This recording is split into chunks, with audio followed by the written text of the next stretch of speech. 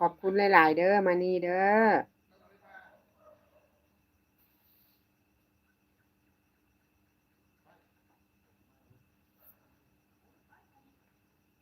อ่ะเพิ่นว่าอยู่แล้วว่าเพิ่นบอกเลขสู่บ่ซื้อวันเกิดเพิ่นลูกชาย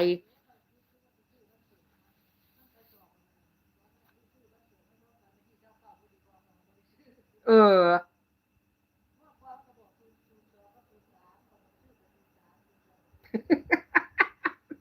กูว่าเอาจังๆเด้อเดี๋ยวเข้าคักๆนี่ว่า